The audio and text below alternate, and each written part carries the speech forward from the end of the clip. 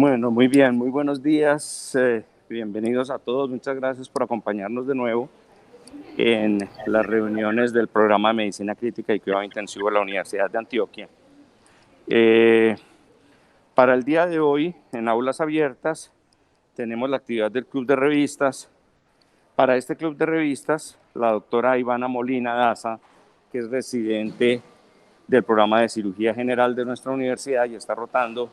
por las unidades de cuidado intensivo, va a revisar para su Club de Revistas un artículo que aparentemente es muy contundente, pero lo que sí puede decir uno es que es muy de actualidad. A pesar de que nos tiene aburridos a todos el COVID y todas las discusiones y los debates que hay alrededor, no solamente del diagnóstico de cómo contener esta pandemia, sino especialmente alrededor del tratamiento. Y creo que este artículo nos abre algún tipo de luz con respecto a cuál de los esteroides utilizar cuando tenemos una lesión severa del proceso inflamatorio secundario a la COVID-19. Bienvenidos todos de nuevo. Ivana, muchas gracias por acompañarnos. Adelante, arranca tu reunión. Al final, por favor, utilizando la herramienta de levantar la mano para las personas que quieran entrar al debate, hacer preguntas o discutir con el grupo. Muchas gracias. Adelante, Ivana. Buenos días para todos. Mi nombre es Ivana Molina. Soy residente de Medicinas de Urgencias de segundo año y durante estos 2 meses estaré rotando con ustedes en la unidad de cuidados intensivos. Entonces, el club de revista que tenemos para este mes hace referencia a un artículo publicado recientemente sobre el uso de la dexametasona versus metilprednisolona en pacientes con COVID-19 y evaluar cómo fue la respuesta clínica de estos pacientes. Antes de hablar de eso, pues me planteé un contenido con unas generalidades sobre el uso de los corticoides, hablando también un poco de la epidemiología, específicamente el por qué es importante hablar de este tema, sobre el uso de los corticoides en COVID-19, tratar de hacer como un resumen, un recuento de algunos de los artículos que se encuentran publicados, porque son pues un sinnúmero, un número importante, y de dónde vienen las recomendaciones que dan instituciones o entidades como la OMS. Finalmente haremos la revisión del artículo con el análisis según la guía JAMA y haré pues unas conclusiones basándome en lo que revisé de este tema. Entonces, en cuanto a las generales sobre los corticoides, inicio hablando un poco sobre la historia.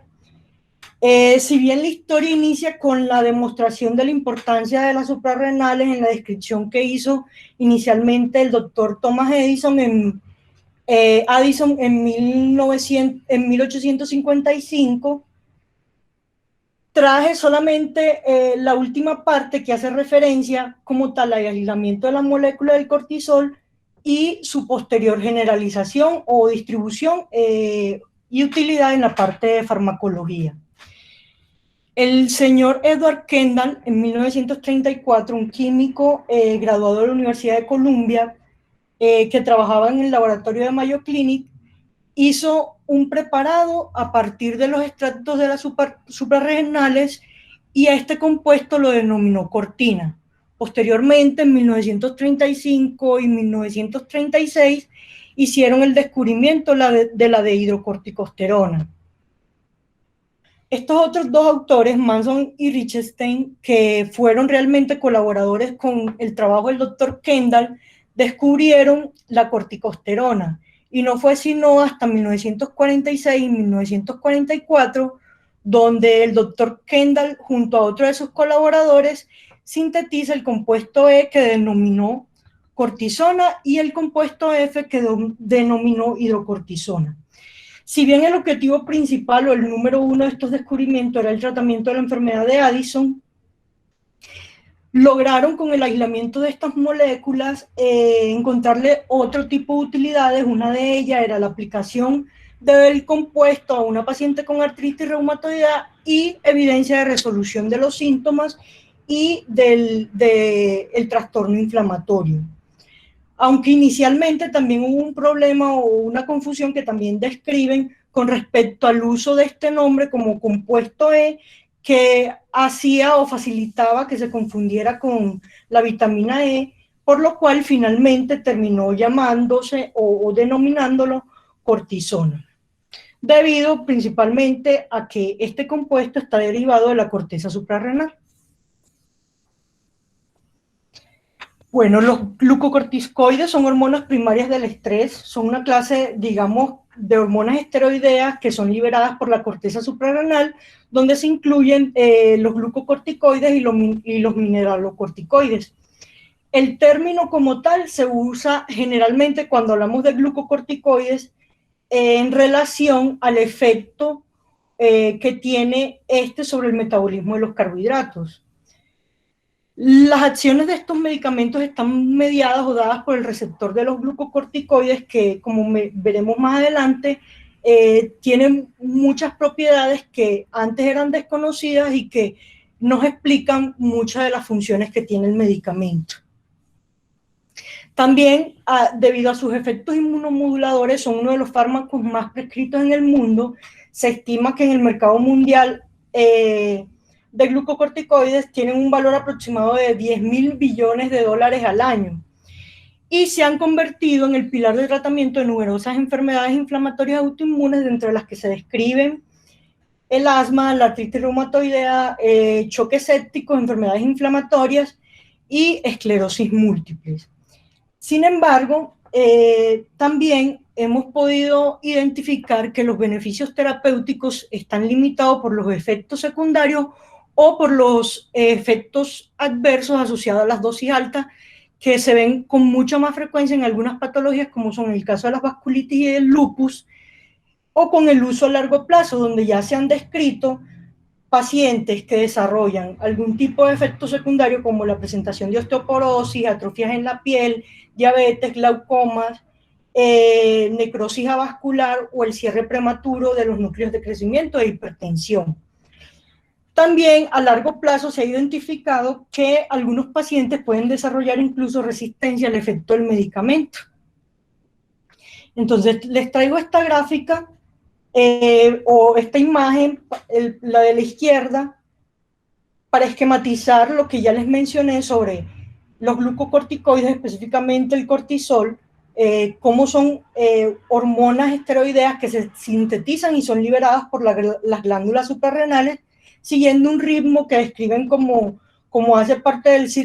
el ritmo circadiano, y que aparece en respuesta a algunas señales fisiológicas y al estrés. Su liberación se produce o está regulada principalmente por el eje hipotálamo-hipófisis adrenal. A nivel del hipotálamo, lo que ocurre es que en el núcleo supraquiasmático se estimula el núcleo paraventricular del hipotálamo y liberan la hormona liberadora de corticotropina, acompañada de arginina vasopresina. Estas hormonas van a actuar sobre la hipófisis anterior, donde activan a las células corticotropas para secretar la hormona, la ACTH, que va a entrar a la circulación y posteriormente se va a dirigir sobre la corteza suprarrenal para estimular la síntesis y liberación de glucocorticoides. La imagen de la derecha de la pantalla es simplemente para mostrar que la importancia que tienen los receptores de glucocorticoides, que están presentes o se expresan en todo el organismo y que tienen además una heterogeneidad en cuanto a la sensibilidad que tienen estos receptores frente al estímulo del glucocorticoide, y que de esto va a depender o va a variar la respuesta del tejido. También para demostrar que el receptor activado, ya sea por un ligando, lo que va a hacer en algunas situaciones es a desreprimir o a reprimir la función, y en otras ocasiones lo que va a hacer es que va a activar o a favorecer la expresión de un sinnúmero de genes. Entonces, Anteriormente existía la creencia de que los glucocorticoides actuaban a través de una única proteína. Sin embargo, con el transcurrir de los años se ha podido demostrar que existen un gran número o una colección diferente de isoformas de estos receptores y que de esto va a depender la actividad del glucocorticoide y la respuesta a nivel del tejido. Bueno, en cuanto a la epidemiología, podemos decir que la enfermedad por COVID-19 causada por el nuevo coronavirus fue declarada como una pandemia mundial por la OMS el 12 de marzo del 2020. Se describe que es el tercer brote de coronavirus beta en el siglo XXI después del coronavirus del SARS y del MERS. Y el brote se describió por primera vez en diciembre del 2019 con un grupo de enfermedades respiratorias agudas que se presentaron en la ciudad de Wuhan, provincia de Hubei, en China. Se sabe que la enfermedad en estos momentos es la causa de la emergencia que se está presentando en salud pública y que estamos viviendo a nivel mundial. Y que probablemente el mayor esfuerzo o la mayor importancia o relevancia que tiene esta enfermedad o que ha despertado en la mayoría de los científicos es tratar de ubicar o lograr un tratamiento eficaz para tratar de revertir todos los efectos que ha producido esta enfermedad en la población. Entonces, traigo esta imagen para demostrar la relevancia del tema, pues unas cifras cada vez más crecientes en cuanto al número de personas infectadas o que mueren por la infección. Colombia, pues que es nuestro medio, no es ajeno a la problemática, de ahí la importancia en cuanto a la investigación y el continuo estudio sobre las publicaciones que se hacen o que vienen surgiendo con respecto a cuál debe ser el tratamiento o el manejo de este grupo de pacientes. Realmente lo que más ha impactado sobre la distribución o la generalización de esta enfermedad infecciosa es la alta infectividad o la rápida progresión que presentan los pacientes en cuanto al compromiso pulmonar y que hasta la fecha no se ha logrado conseguir un tratamiento efectivo definitivo, lo que, como ya mencioné, ha creado la necesidad de una búsqueda cada vez más exhaustiva con respecto al manejo definitivo. Si bien ahora tenemos, digamos que algunos estudios que han favorecido o han contribuido a mejorar la comprensión de esta enfermedad, también sabemos que se han ido introduciendo de forma empírica y sobre la marcha algunos tratamientos que se basan principalmente en la patogenia de la enfermedad o de los antecedentes que tenemos de las infecciones con el MERS y el SARS. Entonces, lo que se ha visto hasta ahora es que la mayoría de los tratamientos que se han encaminado para enfrentar esta enfermedad se han dado basándose en la patogénesis sobre la influencia que tiene la enfermedad en la producción o en el aumento de las citoquinas. Entonces, es por esto que los corticoides han recibido atención en todo el mundo por su posible eficacia en cuanto al tratamiento del COVID-19,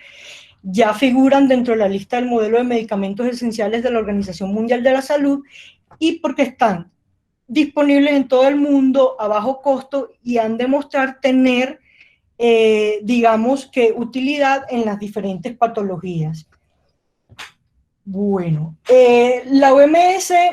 describe o hizo una publicación con relación a una directriz con respecto al manejo de los glucocorticoides y esto fue basado en la pregunta que ellos se hicieron sobre qué función tenían estos medicamentos en el tratamiento de este grupo de pacientes, lo que favoreció que la OMS hiciera una colaboración importante con diferentes investigaciones. Describen que fueron aproximadamente 100 ensayos donde se evaluaba la efectividad de los corticoides con el fin de desarrollar futuramente un metaanálisis de todos esos ensayos clínicos de donde se pudiera recolectar o tomar información rápida basándose no solamente en el resultado que había dado hasta ese momento el recovery, sino que además en el resultado de los ensayos que estaban en curso. Entonces, esta directriz fue planteada para el 22 de junio del 2020, donde ellos analizan principalmente dos metaanálisis sobre el uso de los corticoides sistémicos para el tratamiento del COVID-19. Se incluyeron 8 ensayos clínicos aleatorios con aproximadamente 7.184 participantes. ¿Qué encontraron luego de hacer la revisión de cada uno de esta evidencia? Que había una reducción en la mortalidad a 28 días en los pacientes críticos que cursaban con COVID-19. 7 estudios de ellos lo demostraban con una muestra de aproximadamente 1.700 pacientes, con una reducción del riesgo relativo que describían de 0.08 con un intervalo de confianza que estaba entre 0.7 y 0.9. Encontraron además que había una reducción en la mortalidad al día 28 en los pacientes que se presentaban con COVID grave. Esto solamente lo logró demostrar un estudio donde se incluyeron 3.800 pacientes con un riesgo relativo del 0.8, un intervalo de confianza que estaba entre 0.72 y 0.92. Además, que el aumento del riesgo de muerte, encontraron que había un aumento en el riesgo de muerte en aquellos pacientes que cursaban con COVID-19 no grave y que recibían tratamiento con este grupo de medicamentos. Sin embargo, el nivel de evidencia para este no fue alto. Se incluyó solamente un estudio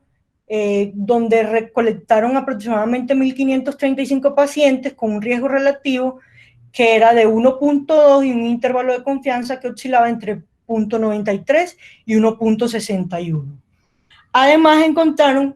que los corticoides reducían la necesidad de ventilación mecánica invasiva. Esto lo establecieron por medio de 2 estudios donde se incluían 5.481 pacientes con un riesgo relativo de 0.77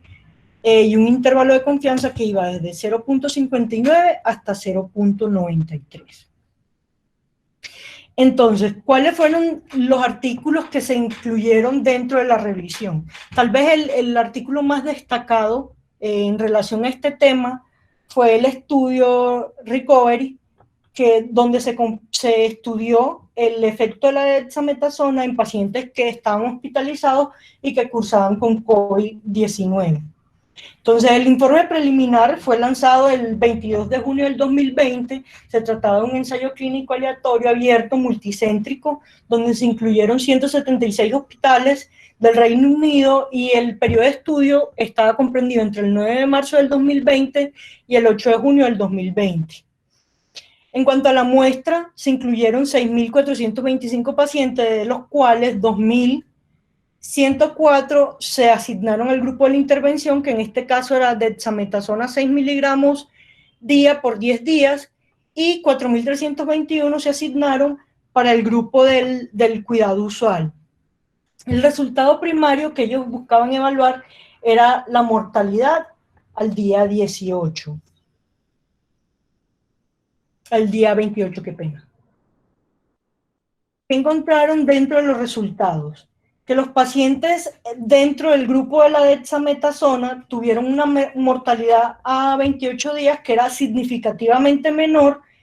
y que fue el criterio de valoración principal que se plantearon en el estudio. Ellos describen que hubo una proporción de 22% frente a una mortalidad del 25%, con un RR que calcularon que era de 0.83. Además, hicieron un análisis por subgrupos donde se encontró que el beneficio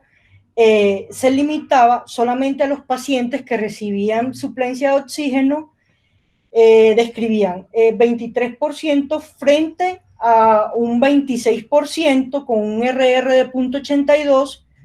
y en el subgrupo de pacientes que tenían ventilación mecánica,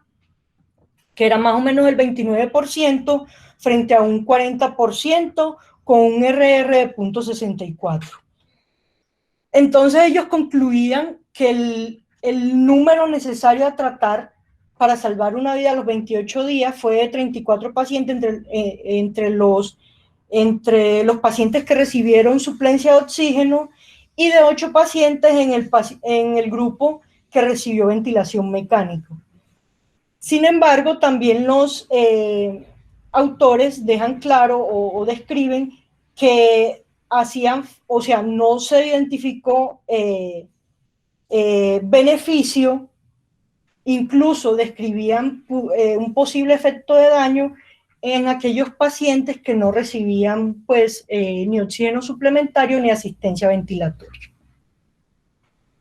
Este otro estudio, que fue el CODES Trial,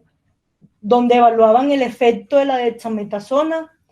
en los días de vida y los días libres de ventilación en aquellos pacientes que se presentaban con SDRA moderado a grave asociado a COVID-19.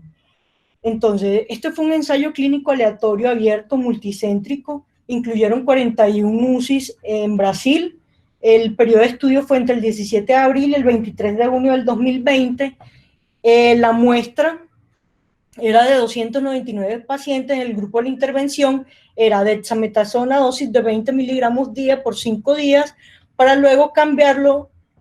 a 10 miligramos día por 5 días o hasta el egreso de la unidad. El grupo de control iba a recibir la atención estándar. El resultado primario que ellos deseaban evaluar era los días libres de ventilación mecánica durante los primeros 28 días. Lastimosamente, este estudio se detuvo antes de su publicación, y esto incluso en relación a que no lograron alcanzar el tamaño de muestra que habían planificado inicialmente, que era de 350 pacientes. Se planteaba también, o parecía interesante, porque además dentro de los resultados secundarios incluían la mortalidad por todas las causas al día 28, cuál era el estado clínico al día 15, que le evaluaban a través de una escala, de la escala planteada por la OMS para la evaluación del estado clínico,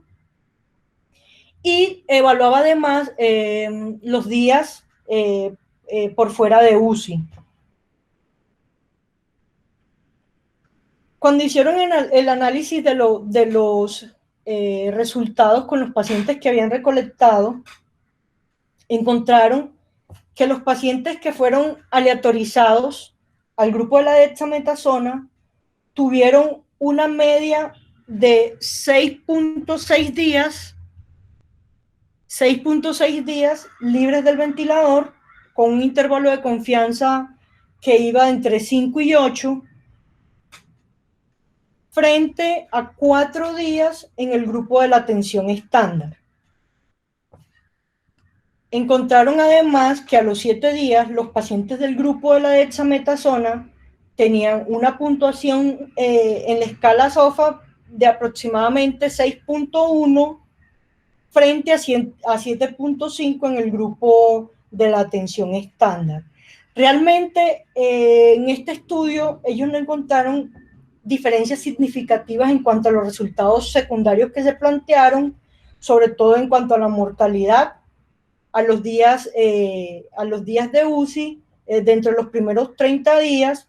y a la duración o el periodo con ventilación mecánica o mejoría clínica en la escala de la OMS. Este otro estudio, el Glucocovid, es un ensayo clínico aleatorizado. Ellos describen por el flujograma y los datos del estudio que se analizaron 85 pacientes. Sin embargo, mencionan o hacen la claridad que de esos 85 pacientes, 34 fueron asignados al azar al grupo de la metilprednisolona y 22 fueron asignados por preferencia del médico, mientras que 29 pacientes fueron al grupo de control. Realmente el tamaño de la muestra definido o que se utilizó fue de esos 85 pacientes. En el grupo de la intervención iban a recibir metilprednisolona, dosis de 40 miligramos cada 12 horas por 3 días, y luego esta dosis iba a cambiar, iba a ser de 20 miligramos cada 12 horas por 3 días, mientras que el grupo de control iba a recibir solamente la atención estándar. En cuanto al resultado primario que se plantearon, fue un compuesto donde se incluía la mortalidad hospitalaria por cualquier causa, el aumento en el número de ingresos a la unidad, o la progresión de la insuficiencia respiratoria que iba a requerir ventilación mecánica invasiva. En cuanto a los resultados secundarios que se plantearon, definían como los efectos sobre cada uno de esos componentes individuales que habían agrupado dentro del resultado primario. Además, si había o no alguna variación en cuanto a los marcadores del laboratorio con respecto al valor inicial y a un control que se hacía 6 días después de la inscripción. Además, incluían la presentación de algunos eventos adversos que preespecificaron, como fue la presencia de hiperglicemia, alteraciones en las pruebas de glicemia durante los 6 primeros días después de incluidos en el estudio, o la presentación de infecciones nosocomial, que la definían como cultivos positivos que estaban presentes luego de inclusión del paciente al estudio, y que estaban comprendidos entre el tercer día hasta el día 28. Como ven en la gráfica, ellos concluyeron que el uso de la metilprednisolona se asociaba con una reducción en el riesgo del resultado compuesto que ellos se habían planteado para el análisis, y que luego le hicieron un ajuste o una estratificación de Scriven por la edad. Entonces, en términos generales, el cociente de riesgo que ellos le calculan era de 0.55, con un valor de P que describen fue estadísticamente significativo en 0.024. Cuando se hizo el análisis por protocolo, ellos describen que el ERR para los pacientes que eran menores de 72 años era de 0.1, para los que eran mayores de 70 años era de 0.6, y para los pacientes que tenían, pues en todo el grupo en general, era de 0.37. ¿Qué encontraron además con el estudio? Que había una disminución en los niveles de los laboratorios, específicamente en el valor de la proteína C, que fue mucho más marcado en el grupo de la metilprednisolona en comparación con el grupo de control. Sin embargo, también describen que los eventos adversos o que describían o especificaron al inicio, como la hiperglicemia, también fue mucho más frecuente en el grupo de la metilprednisolona. Por último, antes de pasar al análisis del artículo, este otro estudio que fue el REMAT-CAP, que utilizó, digamos, un diseño que ellos describen como novedoso, porque era un ensayo que mencionaban que era de tipo adaptativo, que lo que buscaba realmente era evaluar varias opciones del tratamiento de manera simultánea y eficiente, con el fin, en el contexto de la pandemia, poder tomar decisiones con los resultados de forma más temprana. Entonces, lo que ellos planteaban además era la probabilidad de que los pacientes recibieran también el tratamiento que tenía mayor posibilidad o probabilidad de ser eficaz, y por lo tanto lo que hicieron fue asignar al azar a los pacientes a múltiples intervenciones dentro de múltiples dominios. Es decir, como un dominio es una intervención terapéutica común, en este caso, por ejemplo, puntual, fue el de la hidrocortisona, y los otros dominios incluían antivirales, inmunomodulación, inmunoglobulina, anticoagulación, etc. En cuanto al periodo de estudios, fue entre el 9 de marzo y el 17 de junio del 2020, y en cuanto al tamaño de la muestra, ellos describen que este tamaño iba a depender del OR. ¿Cómo así? Entonces ellos especificaban que para un OR de 1.75 iban a necesitar 500 pacientes, mientras que para un OR de 1.5 iban a necesitar aproximadamente 1000 pacientes. Al igual que el otro estudio, debido a la publicación del resultado de Recovery, se decidió suspender el reclutamiento de los pacientes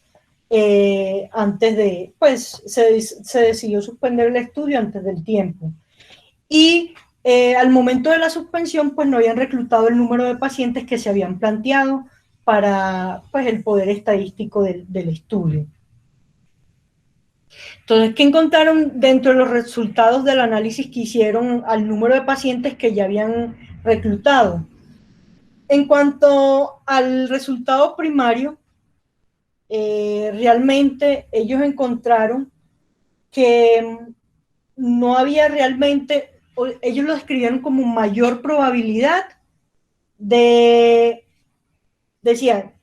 en cuanto a los pacientes que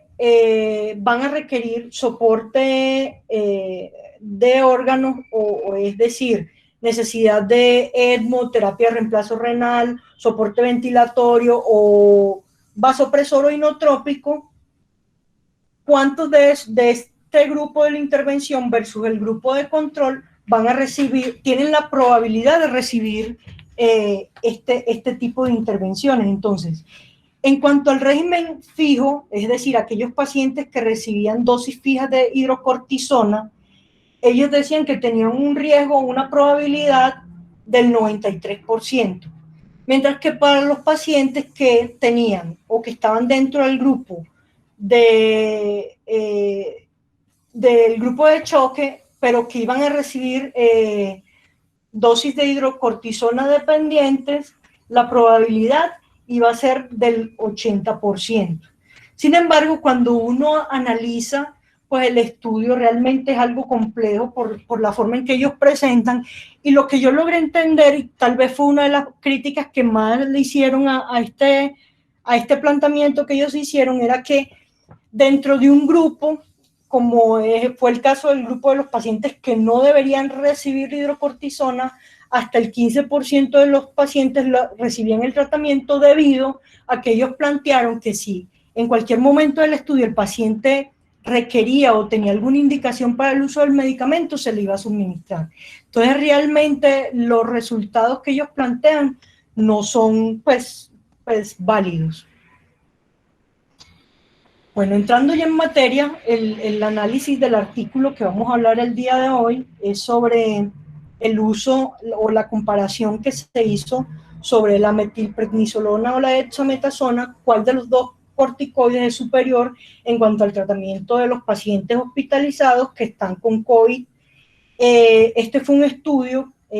un ensayo clínico aleatorizado, triple ciego, y lo que los autores o el vacío se plantearon, o el vacío de conocimiento que ellos querían llenar, era saber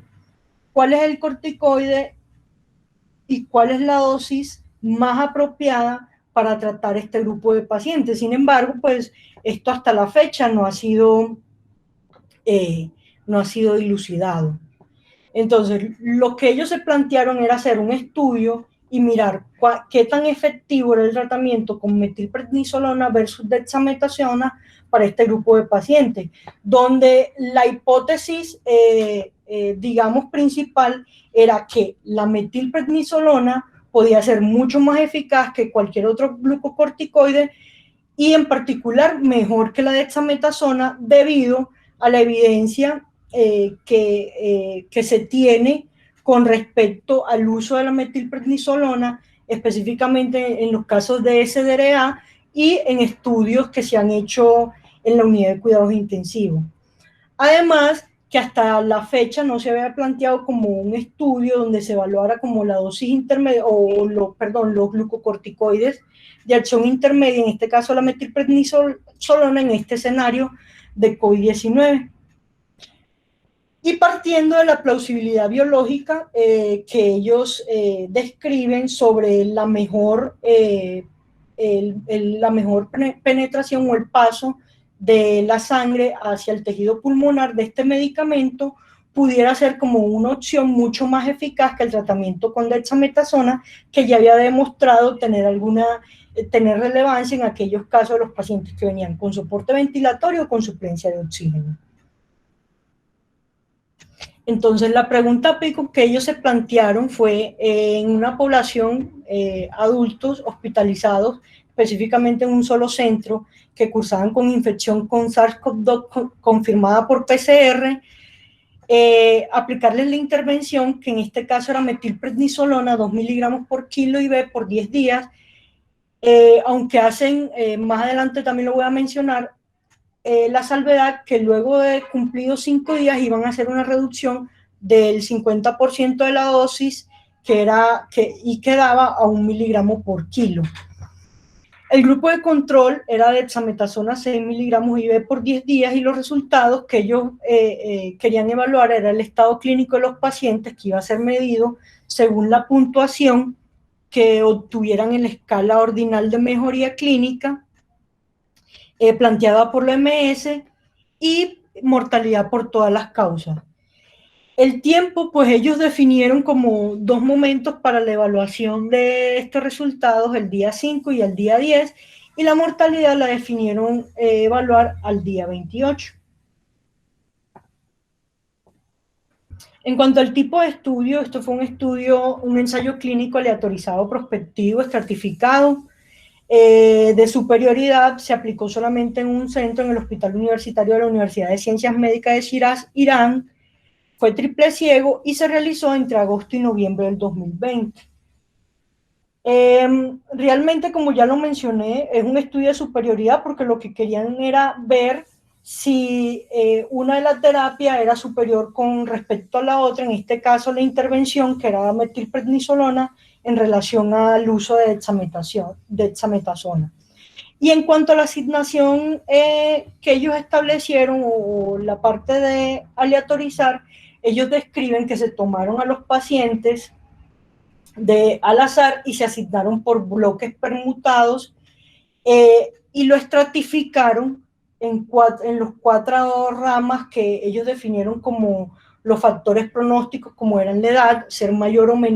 tener más o menos de 55 años, y la gravedad de la enfermedad, que la definían como tener una saturación de oxígeno mayor o menor a 85. En cuanto a la muestra, en el estudio describen que ellos, suponiendo que el nivel de confianza del 95% y el error alfa tipo 1 era el 5%, ellos, para darle una potencia una potencia, para obtener una potencia del 80%, así como considerando la observación de al menos al menos 0.30 y diferencias en los resultados en el tratamiento entre los grupos de intervención de 0.25 y de control de 0.55, calcularon una muestra de 82 pacientes que tuvieran COVID-19, de los cuales 41 iban a ser aleatorizados al grupo de intervención y 41 al grupo de control. En cuanto a la aleatorización, hicieron una asignación al azar, lo hicieron a través de bloques permutados en una proporción 1:1, es decir, por se asignaba un paciente a cada una de las intervenciones, pues a cada uno de las ramas o brazos del estudio, la intervención y el control, y como ya lo mencioné, hacían una estratificación según los factores pronósticos. De los que describen era la edad, un grupo de menores de 55 años y otro mayor de 55 años, y la gravedad de la enfermedad medida o establecida por la saturación de oxígeno, aquellos que tuvieran menor de 85 y mayor de 85. En cuanto al cegamiento, este es un estudio triple ciego, se cegó al paciente, al evaluador y a quien analizaba los datos en los 2 grupos. Ninguno de ellos tuvo acceso a la lista de aleatorización ni al tipo de fármaco que se administró, y que esta permaneció oculta no solamente durante el procedimiento, sino durante la asignación, incluso durante la evaluación de los resultados. En cuanto a los criterios de inclusión en el estudio, lo definieron una edad mayor de 18 años, pacientes que estuvieran hospitalizados en este centro. Al ingreso el paciente debería tener una saturación de oxígeno que estuviera menor a 92 con aire ambiente y que debían dar el consentimiento para la participación del estudio. En cuanto a los criterios de exclusión, se definieron el embarazo. A diferencia del recovery, pues no incluyeron pacientes embarazadas ni se hizo modificaciones en cuanto a la terapia. En aquellos pacientes que tuvieran diabetes no controlada, hipertensión no controlada, o que hubiesen recibido tratamiento previo con esteroides, aquellos pacientes que tuvieran alguna contraindicación para el uso de los esteroides o que estuvieran cursando con algún tipo de inmunodeficiencia, pacientes que tuvieran una saturación mayor al 92% ambiente y que no dieran su consentimiento para la participación del estudio, eran excluidos. Finalmente, ellos lo que hicieron fue encontrar 109 pacientes que eran elegibles, de los cuales 16 se excluyeron porque no cumplían con los criterios de inclusión, y otros de ellos 12, perdón, y 4 porque no dieron su consentimiento con respecto a la participación. Aleatorizaron 93 pacientes en el grupo de la intervención, quedaron 47 pacientes para recibir metilprednisolona y en el grupo de control 46 pacientes para la dexametasona. En el grupo de la intervención, en uno de los pacientes se detuvo tempranamente el tratamiento, en otro se presentó eventos adversos y en uno de ellos hubo una violación al protocolo. En el grupo de control se detuvo tempranamente el tratamiento en un paciente, se presentó un evento adverso y se presentaron además 2 violaciones al protocolo. Finalmente, fueron analizados en el grupo de la intervención 44 pacientes, mientras que en el grupo del control se analizaron 42. Bueno, en cuanto a los resultados, en cuanto a la tabla demográfica, pues realmente cuando uno revisa cada uno de los parámetros que se tuvieron en cuenta al momento de la asignación de los pacientes, uno pudiera decir que el estudio realmente trató de equilibrar, ambos brazos del estudio estaban equilibrados en cuanto al sexo, las comorbilidades, los antecedentes como el ser fumador o no, los valores en la saturación de oxígeno. Sin embargo, existe una discreta diferencia en cuanto al rango de edad, que el grupo de la intervención era, digamos, un poco menor con respecto al grupo de control. Por lo demás, uno pudiera interpretar que realmente ambos brazos estaban equilibrados. En cuanto a la intervención, como ya lo mencioné, lo que ellos hicieron fue suministrar dosis de 2 miligramos por kilo IV cada 24 horas. Esta aplicación o esta administración del medicamento se hacía durante 60 minutos y describen que luego de pasados 5 días de tratamiento, lo que hacían era una reducción del 50% de la dosis hasta que el paciente completara 10 días. Adicionalmente describen que se interrumpía el tratamiento con metilprednisolona en cualquier paciente que presentara elevaciones graves de la presión arterial, es decir, presiones arteriales sistólicas mayores o iguales a 80 o presiones arteriales diastólicas mayores o iguales a 20, o que se presentaran con glicemias no controladas que eran definidos como la necesidad de uso de insulinas de acción prolongada con dosis superiores a 0.5 unidades por kilo y para mantener un rango de glucosa que estuviera menor de 180. Específicamente en el grupo de pacientes con diabetes tipo 2. En cuanto a los desenlaces que ellos evaluaron, los resultados primarios, era el estado clínico después ellos medían el estado clínico al ingreso al estudio y hacían una evaluación al día 5 y al día 10 después de la inscripción, y el instrumento que aplicaban era la escala ordinal de mejoría clínica, que estaba planteado por la OMS y que incluía 9 puntos. Y el otro resultado primario que evaluaban era la mortalidad por todas las causas al día 28. Esta es la escala ordinal de mejoría clínica, donde 0 es el paciente que se presenta sin infección, es decir, sin evidencia clínica o virológica de la infección. Se le asignaba un puntaje de 1 a los pacientes ambulatorios que no tenían limitación de sus actividades, y se le asignaban 2 puntos en aquellos pacientes ambulatorios que tenían limitación de la actividad.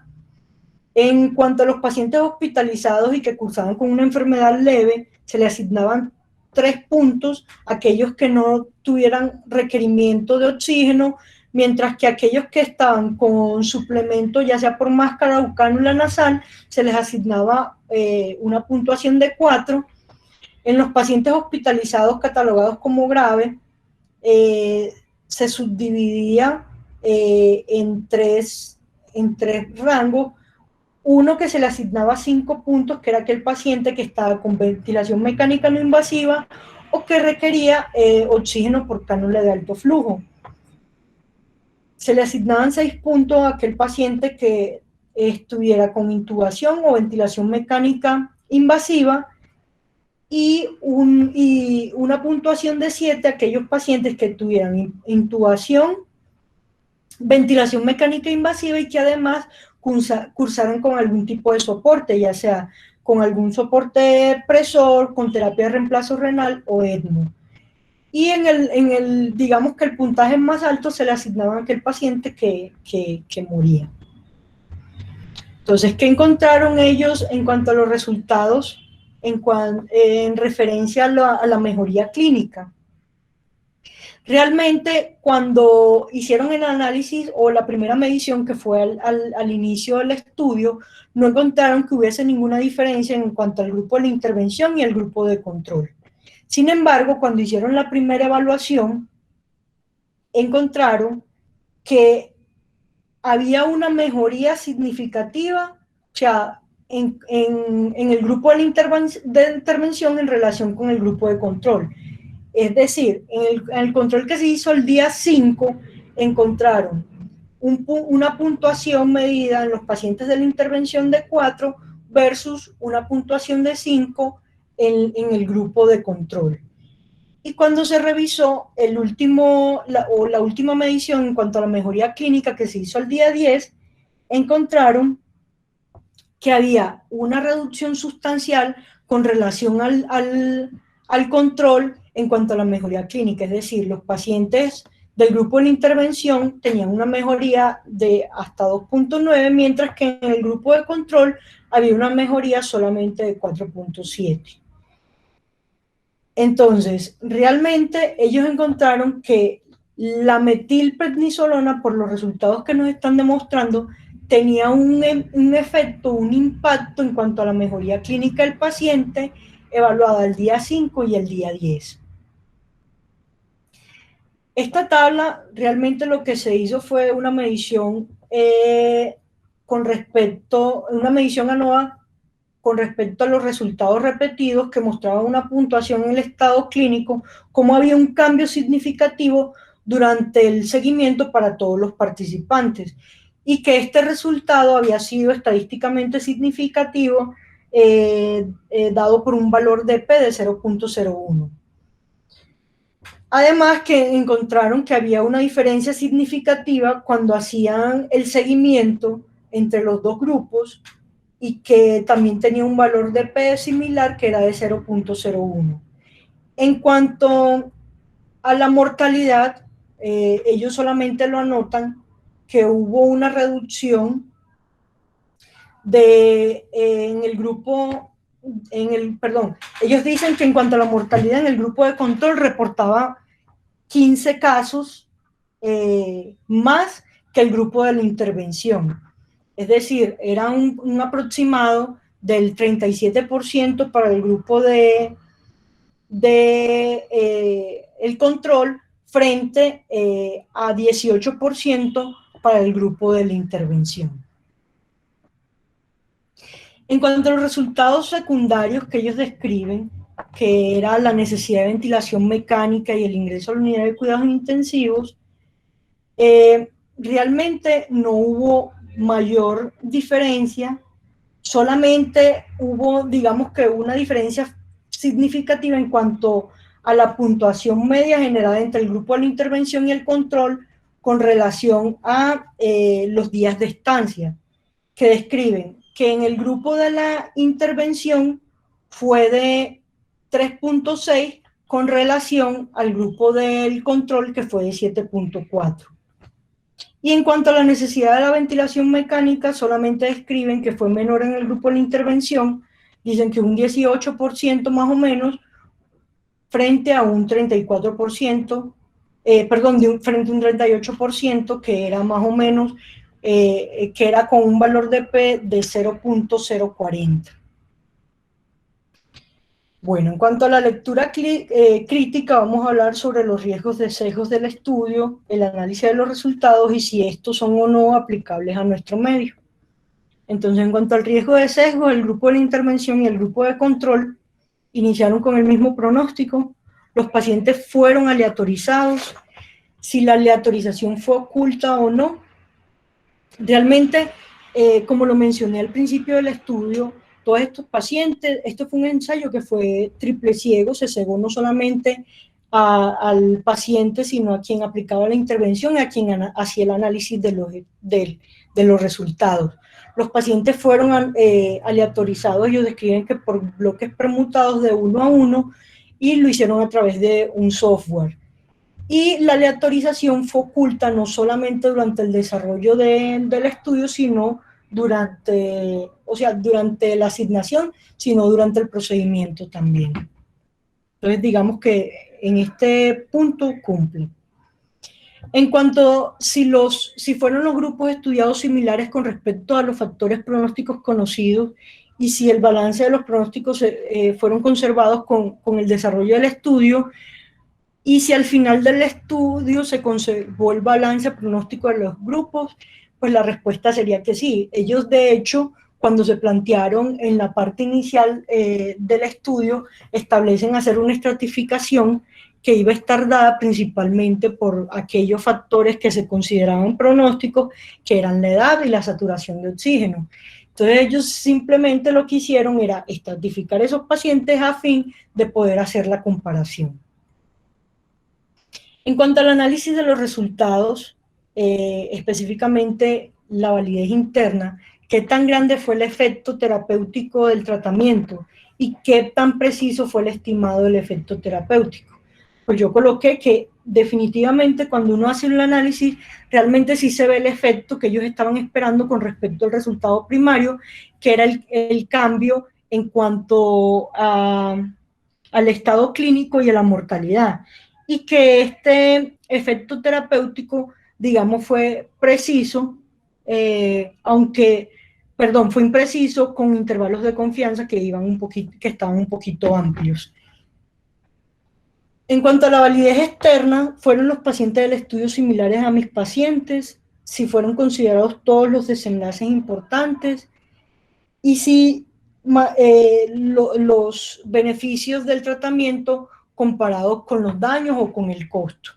Pues realmente en la descripción que ellos hacen del estudio, aunque pienso que el protocolo como tal debió haber traído como un suplemento donde se especificara con mayor precisión cada uno de las variables y los resultados, porque realmente a mí me queda un poquito de duda con respecto a los costos y a los efectos secundarios. Ellos dicen que solamente se detuvo la administración del tratamiento a un paciente de cada uno de los grupos. Pero no definen cuál fue el efecto y con qué valor. Los pacientes fueron similares a mis pacientes, digamos que fue pues la población de un centro, digamos que por los criterios que describen en la tabla demográfica, son pacientes muy similares a los que nosotros tenemos en nuestro medio y que se presentan con esta patología. En cuanto a las conclusiones, pues la dexametasona y la metilprednisolona son medicamentos que están ampliamente disponibles y digamos que en cualquiera de los casos, frente a la evidencia, uno pudiera utilizar cualquiera de los dos, dados por los resultados del estudio Recovery y por los que hoy tenemos de este estudio. Sin embargo, uno pudiera pensar que no siempre en nuestro medio, en el caso puntual de la metilprednisolona, no siempre va a estar disponible. Sabemos que ambos medicamentos han demostrado ser efectivos en cuanto al tratamiento de los pacientes con COVID-19. Los resultados que nos están mostrando el día de hoy con respecto a la metilprednisolona es mejor en cuanto a los resultados clínicos. Sin embargo, considero que se deben hacer estudios adicionales, sobre todo para evaluar aquello que preocupa, que sería como los efectos secundarios de la medicación y que harían referencia a la seguridad del tratamiento.